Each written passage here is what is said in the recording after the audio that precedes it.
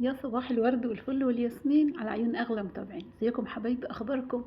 يا رب دايما تكونوا بخير. النهارده الروتين بتاعنا يوم السوق. النهارده السوق عندنا في الفلاحين بيبقى يوم الحد، بيبقى سويقه كبيره خالص في المركز بتاع بلادنا، وبنروح نجيب كل اللي نفسنا فيه. بيبقى يوم الحد ده بقى يوم حلو قوي، تروحي تلاقي الخضار جميل وحلو ونظيف وجميل. بنجيب معاهم فطار من السوق، لان فطار السوق برضو بيبقى ليه شكل تاني خالص غير الفطار اللي احنا بنجيبه طول الاسبوع من البلد من عندنا. تمام. بنجيب عيش، العيش ده اللي انا بفتحه ده عيش كوماج، من اللي هو العيش اللي باللبن، اللي احنا بنعمله بالسمنه واللبن مع بعضنا على الصفحه، ده اسمه الكوماج الفلاحي. بيبقى الرغيف بيه بجنيه وباتنين جنيه على حسب المحل اللي بيبيع. تمام كده. بيعملوا بقى في الفرن ده عيش وفطير وكوماج وقرص والحاجات دي. اما الفرن العادي ده اللي هو العيش العادي خالص، ده اللي هو ابو 2 جنيه، ده اللي هو الرغيف العادي خالص اللي بالدقيق، اللي هو الدقيق التومين والدقيق الحبه الكامله اللي هو الاسمر. تمام. جايبين بقى خيار كمان، جايبين طماطم، جايبين بتنجال. اللهم بارك. بتلاقي بقى الصبح من بدري ده الخضار في السواقة عندنا. ايوه، بيبقى الصبح سعره عالي شويه. يعني مثلا ممكن تجيب الطماطم ب20 جنيه، ممكن الظهر تجيبيها مثلا ب15 او ب12، ال2 كيلو ب25 جنيه. بس الصبح طبعا بيبقى ليها طعم تاني وليها شكل تاني. شفتي مثلا البتنجالة شكلها عامل ازاي؟ بسم الله ما شاء الله، زي القلم بالظبط. الخيارة جميلة مظبوطة، لا هي رفنوعة قوي ولا هي سمينة فيها لب والحاجات دي. حتى الفلفل كمان تلاقيه منور وجميل. ايوه، بيبقى الصبح ابو يوسف بيروح عندنا، ربنا يبارك له يا رب يحفظه، بيروح لنا من بدري. بيبقى اليوم اللي قاعد فيه من الشغل، مثلا لو قاعد يوم السوق بيروح يجيب لنا من السوق. بيجيب بجد الحاجة نظيفة وحلوة. اما بقى لما لو انا اللي رحت السوق، بروح مثلا على الساعة 10 كده، بيكون طبعا الحاجة النظيفة اتنقت عليتها، ما بيتبقاش الا اللي هو الحاجة اللي بتبقى يعني ايه، انت نقيتي منها بقى وخدتي الحاجة النظيفة الحلوة، واتبقت منك الحاجة اللي هي مش قوي. ده بقى رنجة، واحدتين رنجة لازم طبعا. ابو احمد وهو قاعد ربنا يبارك فيه ويحفظه، عارف ان احنا بنحب الرنجة والفسيخ، فبيجيب لنا بنفطر بقى فطار حلو كده وهو قاعد. ربنا ما يغيبوش ابدا، وما يغيبش اي راجل من بيته ابدا. ربنا يحفظ لكم ازواجكم، ويحفظ لازواجكم زوجاتكم اللي هم انتوا واولادكم وبناتكم يا رب، اللهم امين. وبيوتنا جميعا كلها تديمها عمران يا رب. بيبقى ملفوف ورق زي كده بالظبط، على حسب ما انت عايزه. عايزه حته ب5، حته ب10، حته ب20، حته ب30، على حسب ما انت عايزه. عايزاه يوزن لك كيلو، عايزاه يوزن لك 2 كيلو. المانجا دي عندنا بلدي، ومانجا عويسي، حسب ما انت حابه برضو والطعم اللي انت بتحبيه. بتجيب عندنا ما شاء الله اللهم بارك. السوق دي بتبقى مليانه حاجات كتيره. لو حابين يبقى ان شاء الله ننزل فيها يوم في السوق ونصور مع بعضنا فيديو هناك، واوريلكم الاجواء بتبقى عندنا عامله ازاي. بنجيب بقى طعميه اللي هي عامله زي الكفته دي، وطعميه من العاديه خالص. تمام. وبتنجان بقى، وبيض مسلوق عليه زيت زيتون كده، وطحينه، بصل، اي حاجه من الحاجات دي. عملنا الفطار بتاعنا وجهزناه حلو قوي. وطبعا نضفنا الرنجه والفسيخ، وعصرنا عليهم ليمون وفلفل، والعيش والطعميه والفول والبتنجان. نقعد بقى نفطر فطار حلو كده، وتعالوا بقى نقوم نبدا يومنا من اول اليوم. هنا بعد ما فطرنا طبعا كنا قبلها بيوم الروتين اللي كنا عاملينه مع بعضنا، ومنضفين نص كميه الفراخ ومسحين ومروقين البيت، بيصبح رايق زي ما انتم شايفين كده بالظبط. دول بس العده اللي مكان الفطار والشاي والحاجات دي. الدنيا عندنا نظيفه لان مسحناها قبلها بيوم، ونمنا صباحنا لقينا الدنيا نظيفه. حطيت بقى شويه ميه على البوتاجاز. هبدا ان انا اروح عند الفراخ، اعملهم علشان نبدا ننظف فيهم ونخزنهم رخرين، يعني نفرزهم رخرين. ده البوتاجاز اللي كلكم سالتوني عليه، ده جاي ب 1800 جنيه من محلات الاجهزه الكهربائيه. هو زي ما هو كده بالظبط، بالغاز. مركبه له الانبوبه دي لان بستخدمه وانا بنضف في الطيور. البوتاجاز بيبوظ مني، فبعمل عليه الاكل في النضيف على جنب. المواعين دي ريتاج هتيجي تقف عليها دلوقتي، وانا حطيت الميه تسخن للفراخ. وهتعالوا بقى نروح عند الفراخ نشوف، هنوزن منهم نشوف اخبارهم ايه. بس انا بصراحه النهارده هجيبهم كلهم، لان الاوضه دي اوضه في البيت من جوه. ما هنوش عليها بصراحه طلعهم فوق السطوح، لان لو طلعتهم فوق السطوح كانوا هيتبهدلوا مني من الحر. دبحنا بقى منهم فرختين، وبقى مثلا بعمل 5 6 10 كده. اجي انضفهم وارجع اجيب غيرهم تاني، لان طبعا كنت الصبح ده انا لوحدي، وكانوا الولاد راحوا مشوار كده وهيجوا. ماشي، هقول لكم راحوا فين وجابوا ايه اخر الفيديو. بس كده. تعالوا بقى هنا، وهم برضو ما راحوا السوق الصبح جابوا لنا حاجه حلوه معاهم، طلعناها فوق السطوح، هوريها لكم في اخر الفيديو. بس هنا بقى عندنا بدأ يوسف يمسك لي في الفراخ. مثلا اللي تيجي كيلو 800 جرام، كيلو 900 جرام، 2 كيلو، 2 كيلو 50 جرام، 2 كيلو 100 جرام. دي تربية بيتي. التربية البيتي لا بندي تحصين، ولا بندي حقن، ولا بندي هرمونات، ولا بندي اي حاجة خالص تخلي لي الفرخة 4 كيلو 5 كيلو. لا، هو بطبيعتهم زي ما هم. وعلشان الجو حر فوق السطوح حطاهم في الاوضه دي، بفتح لهم المروحه العاديه خالص زي ما بفتحها لينا واللمبه. تمام. ايوه بيجيبوا لي اخر الشهر كهرباء زياده بس مش مشكله، المهم ان هم ما يموتوش مننا فوق السطح علشان الجو حر جامد فوق السطوح. بس عملنا ده بقى كده ومسكنا الأوضة بعد ما دبحناهم ونضفناهم، مسكنا الأوضة الولاد جابوها بالخرطوم وبالشرشوبة وبالفرشة وبالسلكة، خلوها زي العسل. هوريها لكم الفيديو اللي جاي ان شاء الله. بس خدنا بقى كل ده كده انا ويوسف وريتاج ورحنا نذبح الخمسة ستة سبعة ونروح ننضفهم ونيجي لغاية ما الشباب جو ساعدوا معانا، وبسم الله ما شاء الله اللهم بارك ما اخدوش مننا وقت خالص بالنسبة لانهم كمية. بسم الله اللهم بارك داخلين على 50 فرخة عملناهم بالشكل اللي انتوا شايفينه ده، طبعا بعد مجهود كبير. وقعدنا فيهم لغاية الساعة حوالي 3 الظهر من الساعة 9 الصبح. بس طبعا بصراحة ده كان التشطيب اللي هو التنظيف الريش بس. بدأت بقى قطعت الرجلين والأجنحة والقوانص والكبد والحاجات دي كلها والزرنيخة وكل الكلام ده كده شلته ونضفته واخدتهم كلهم كيستهم كلهم. برضو اخدوا معايا حوالي ساعتين تنظيف، اللي هو بقى قطعت الرجلين والراس والأجنحة والرقاب وطلعت الحاجات اللي في قلبهم وكيست زي كده بالظبط. وبسم الله ما شاء الله اللهم بارك كانوا الشباب فضلي الفريزر الارضي والفريزر العادي، حطيت كميه صغننه في الفريزر العادي علشان بحب احط هنا معاها ازايز ميه في الرف من فوق، والباقيين حطيتهم في الفريزر اللي هو الارضي العادي. حابين ابقى لكم ان شاء الله الفيديو اللي جاي لان انا ما رضيتش اجيبهم في الفيديو ده علشان انا جبت الحته دي بس كده من اللي احنا نضفناهم الاولانيين. تمام. بس رصيت بقى كده وحاولت ان انا بعلي اول ما بحط كميه كبيره زي كده بعلي درجه الحراره بتاعه التلاجة او بتاعه الفريزر لغايه تاني يوم. تاني يوم بقى ببدا اهدي النار درجه الحراره تاني زي ما هي علشان خاطر ما يفليش التلاجة كلها تلج يعني. بس خلصتهم كده ورصيناهم كلهم، الشباب خدوهم عليا وودوهم وبدأنا بقى كنيس في البيت. بعد ما خلصنا بدأت بقى جيت هنا، طبعا كنا الولاد كانوا حاطين فول وعاملين شاي واكلين لب والكلام ده كله. بدأت بقى لميت كل الحاجة اللي على الفرشة. السجادتين دول اصلا أنا عايزة اشيلهم خالص واغسلهم واشيلهم واجيب قياس بس خفيف كده احطه في الصيف ويبقى كفايه عليه مثلا المسندين. يبقى القياس خفيف كل يوم الصبح اشيله عادي وامسح واروح فرشه تاني، لان انا شايله كل فرش البيت مش مخليه غير السجادتين دول اللي في الصاله. فعلى قد ما هم فاتحين على قد ما هم يعني بسم الله ما شاء الله حتى لو اتوسخوا قوي باجي اغسلهم بينضف على طول، لان احنا بنغسل في البيت.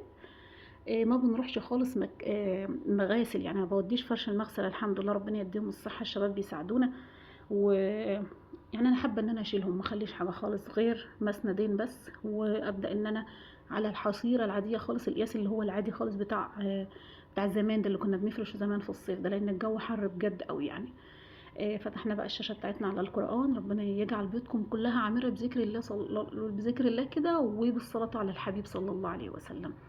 بدات جبت بقى المقشه بتاعتي، نفضت المساند بتاعتي، الدنيا تمام. اي حاجه محطوط عليها شلناها، اي لعب بتاعت ريتاج بتاع يوسف كراكيب الصغننه دي كلها، لان كده كنا خلصنا خالص وقعدنا اتغدينا. كان عندي اكل في التلاجة وسخنته وقعدنا كلنا بيه لقمه وشربنا كوبايه شاي وقمنا بقى علشان نكمل بقيه الشغل بتاعنا. طبعا كانت ريتاج واقفه ورايا في المطبخ، كل حاجه بتتبهدل بصراحه كانت بتدعجها، لغايه ما بدات انا بقى وقفت على الحوض بالفراخ كده وبسم الله ما شاء الله ما اخدوش معانا وقت خالص، والدنيا كانت سهله وبسيطه ان شاء الله يعني، والشباب بيساعدوا معانا ربنا يحفظهم يا رب. بس بدات بقى كنست زي ما انتم شايفين كده بالظبط، بدات بقى روقت البيت، هنكنس مع بعضينا المدخل والصاله وكمان المطبخ. كنا روقناه ومسحناه حطينا فيه شويه اريال وكلور زي امبارح كده بالظبط ما عملنا. انا جبت لكم الحته دي في الفيديو بتاع امبارح، طبعا مش عايزه اجيب لكم النهارده تاني واحنا بنعمل المطبخ تاني لان احنا كنا عملناه مع بعضينا امبارح. ريتاج كانت مسحت الرخام والبوتاجازين وانا كمان مسحنا الارضيه بعد ما خلصت المواعين، حطينا شويه اريال وكلور كده علشان ريحه الزفاره بس بتاعه الفراخ. كانوا ولاد بيقولوا لي نوديهم عند يعني المعلم اللي هو بينظف الفراخ الوزاره جنبنا. بصراحه انا ما حبيتش لان هم بسم الله ما شاء الله اللهم بارك كميه، وانا حابه ان انا انضفهم في البيت. بحس ان الحاجه بتبقى زي ما هي، ما بتبقاش منظوره او طعمها مغير او الكلام ده كله لما بعملها انا في البيت يعني. ايوه بيبقى مجهود شويه بس بتبقى ما شاء الله اللهم بارك الحاجه بطعمها الاساسي، ما بتبقاش بقى طعمها مغير لا منظوره ولا كان ولا من. هو بسم الله ما شاء الله يعني عندنا هنا اللي بينضف لك الفرخه بياخد عليها 10 جنيه 20 جنيه على حسب حجم الفرخه، او مثلا بطايه بياخد 30 جنيه تنظيف بس طريش يعني. ماشي. فطبعا دول كمية اما تحسبيها بقى في 20 ولا في 10 ولا في 30 بتبقى كمية مبلغ كبير، وغير كده كمان بتيجي الحاجة طعمها مش هي. بدأت بقى كنست كده من المشة العادية خالص، عندي طبعا المكنسة بس أنا بقول خليها للشتاء. بيقولوا لي طلعيها يا ام، قلت لهم لا خليها للشتاء، علشان خاطر الشتاء بيكون البيت كله مفروش، وبيكون هم كمان في المدارس والجامعات بتاعتهم، فمحدش بيساعدني قوي زي الصيف. انما الصيف ببص الاقي مثلا حد يعمل هنا مصلح، حد يعمل هنا مصلح، فاليوم بيخلص على طول وبيكون سهل وبسيط ومصالحه خفيفة.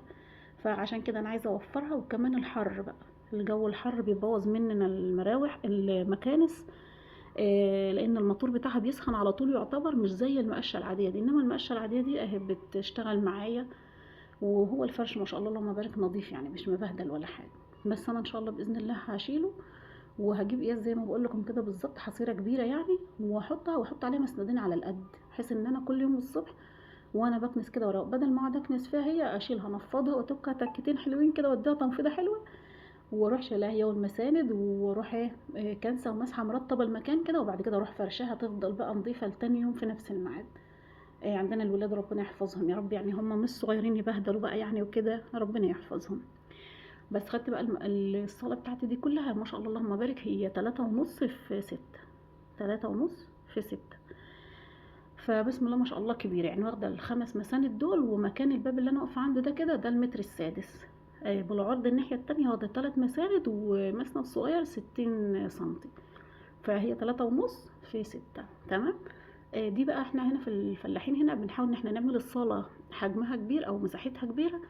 اما الغرف ممكن تكون صغيرة عادي، على قد بس ان احنا الولاد هيخشوا يناموا على طول. انما كل القعدات هنا في الفلاحين محدش بيقعد في الاوض كتير، كله بيقعد في الصالة. مثلا الشاشة محطوطة او التلفزيون او قاعدين عادي على الموبايلات عادي، بس كله بيقعد في الصالة. لو في ضيوف بقى جت وهتقعد مثلا في الصالة، الشباب مثلا ولا البنات اللي هم مش مثلا، لو في شباب دخلت الحريم كلنا بنخش جوه في الغرف، مثلا الحريم اللي دخلوا الرجالة كلهم بيخشوا غرفهم. عندنا مضيفة برضو الناحية التانية، دي معمولة فيها ركنة كبيرة بيها كلها بمساحتها كلها. دي بقى مخلينها لو في ضيوف رجالة غريبة، يعني غريبة قوي عن المكان، يعني مش بقى مش سيلفي، مش اخويا مش ابويا مش كده بيخشوا فيها. انما لو حد مننا وعلينا، يعني سيلفي اخويا ابن اخت جوزي مثلا، ابن اخويا كده بيخشوا عندنا في الصالة عادي، جوز بنتي كده بيخش عندنا في الصالة عادي. اما المضيفة بتبقى للناس الغريبة خالص. بس كنسنا بقى الصالة بتاعتنا، الطرقة اللي داخلة علينا دي فيها التلاجة، وفي غرفة هنا وغرفة هنا على جنب، بس دول نضاف كنا مسحناهم بقى من قبلها بيوم واحنا بننضف الفراخ، فنضاف يعني مش محتاجين شغل النهاردة ولا حاجة. ولما بتكون السراير من قبلها بيوم منفضاها وكنسة الأوضة ومسحاها، والأولاد ما دخلوش يعني ناموا فيها ولا بهدلوا فيها ولا حاجة، بتفضل نظيفة والسراير مفروشة ومنفضة. لأن هما في الصيف عندنا المضيفة عندنا من بره بيكون هواها حلو، الشبابيك بتاعتها بتكون مفتحة بالليل وبيكون هواها جميل، فبتكون هاوية وحلوة عن الأوض اللي جوه دي، فبيناموا فيها عيات الصيف. ماشي. وهم ما شاء الله كبار يعني مش هيبهدلوا. بس والأوضة بتتروق، ممكن تقعد يوم واتنين وتلاتة محدش يخشها. أما في الشتاء بقى كله بينام في الغرف، محدش بينام في المضيفة خالص. بتبقى الغرف دافية شوية عن المضيفة. ماشي. بس خلاص بقى خلصت الصالة اهو، والدنيا تمام، رصيت المخدات بتاعتها والدنيا 10 على 10 كده. والمطبخ بسم الله ما شاء الله كنا نضفناه ومسحناه، ومسحنا الطرقة اللي هناك عنده دي، بس ما كنتش فرشت فيها الفرشة. المفروض ان هي فيها طرق، فيها فرشة سجادة، هي طولها بسم الله ما شاء الله 8 متر، والعرض بتاعها متر وعشرين. جايباها فيها هي جاهزة كده كاملة، ومديها تسرفلة بس من الحرف ده والحرف ده، لانها جاية مقصوصة من رول طويل. فما فرشتهاش، يعني قلت خليها بقى كده الدنيا هوا، عشان لو ربنا كرمني وشلت فرش الصاله رخر يبقى البيت كله زي ما انتم شايفين كده على البلاط، او مكنس الصبح وبالخرطوم وامسح، ويفضل رطب ونضيف طول النهار. وبعد كده في الشتاء بقى نعيشنا وكان لنا عمر قبل المدارس كده، نبدا بقى نفرش السجاد ونتقل بقى فرش الشتاء.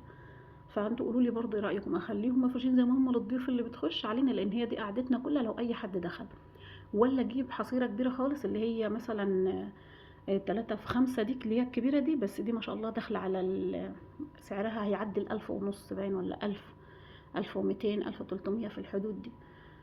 هي ما بتلحقش تقعد كتير، يعني على قد ما هي سعرها عالي على قد ما بتلحقش تقعد معاكي سنة أو سنة ونص بالكتير أوي. إن قعدت سنتين ممكن تتقطع منك وتتهري، بس على حسب طبعا انت بقى بتحافظي عليها أو لأ. فقولوا لي برضو رأيكم، أخليهم السجادتين زي ما هم وأي ضيوف بيخشوا هم بيخشوا عليهم، ولا أفرش حصيرة زي كده تبقى خفيفة. بس طبعا السجادتين مالين المكان كله، بحيث لو حد كتير دخل بيبقى واخد المكان كله، بيبقى المكان واسع يعني. احنا هنا بقى في مدخل البيت الانتريه ده اللي كان جوه عند الفراخ، وطلعنا غسلناه وحطيناه هنا. القفص ده فيه هيجي 10 فراخ من اللي هي الكتاكيت الصغنونه اللي كنا جايبينها الكتكوته ب2 جنيه، حاطينهم فيهم في القفص ده كده. الصبح بنطلعهم بره في الشمسيه في العتبه، واخر النهار بندخلهم جوه الباب عشان القطط والكلاب ما تبهدلهمش بالليل يعني واحنا نايمين. نصبح تاني يوم الصبح نغير لهم الفرشه ونحط لهم ميتهم واكلهم ونطلعهم تاني. برضو مش هين عليا اطلعهم فوق السطوح علشان الجو حر. المهم كنسنا بقى كده المدخل بتاعنا. هنجيب بس الشرشوبة كده ونمسحها على الماشي على الماشي. ريتاج هتعملها بقى المهمة دي علشان احنا هنطلع مع بعضينا نشوف الحاجة اللي انا بقول لكم عليها، هوريها لكم في اخر الفيديو.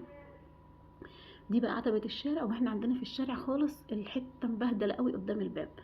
كانت في مصطبة ومحطوطة وحلوة، بس الولاد كسروها على انهم هيزرعوا فيها زرع نعناع وريحان والحاجات دي، او الطوب الكسر اللي جنبنا ده. عايزين نيجي في يوم ان شاء الله كده ونعملها حلو ونزرع فيها شوية زرع، واصور لكم واحنا بنعمل الارضية بتاعة الشارع باسمنت ورمل وزلط وكده يعني. ان شاء الله نعيشنا وكان لنا عمر ولقيت الدنيا كده هبقى اصور لكم وهم الولاد بيعملوها. بس تعالوا بقى كده نطلع فوق السطوح اوريكم اللي احنا جبناهم من السوق. دول برضو الولاد جابوهم معاهم من السوق الصبح. لسه شارينهم جداد يعني. ادعوا لنا كده ربنا ان شاء الله يبارك لنا فيهم ويحفظهم يا رب كده علشان خاطر العيد الكبير والضحيه بقى والحاجات دي. ربنا يوسع علينا وعليكم يا رب، اللهم امين، وعلى الجميع. يوسف بقى بيحب يلعب معاهم كده شويه وبعد كده بيطلع. فهم دول بقى اللي احنا جبناهم. ربنا كده ادعوا لنا دعوه حلوه كده يحفظهم ويبارك لنا فيهم ويجعلهم وش الخير علينا ان شاء الله كده، ويرزقنا فيهم خير من واسع فضله. انا طبعا مش برجح انيه الحاجه دي على البيوت من فوق لانها بتبهدل السطوح، بس انا البيت ده مش هجوز فيه الولاد يعني. انا هبني لهم ان شاء الله في الحته التانية في الارض عند حمايه، وان شاء الله نجوزهم فيها هناك يبقوا براحتهم يعني. يبقوا الحريم واخدين راحتهم والشباب واخدين راحتهم، كل واحد بقى يبقى في مكانه. من يعني ما نعملش بقى بيت اللي هو العيله الكبير ده اللي مع بعضنا، لا كل واحد يبقى في حاله. ويعين كل واحد على حاله يعني. ربنا ان شاء الله كده يقوي كل واحد على حاله. يلا حبايبي اشوفكم على خير ان شاء الله.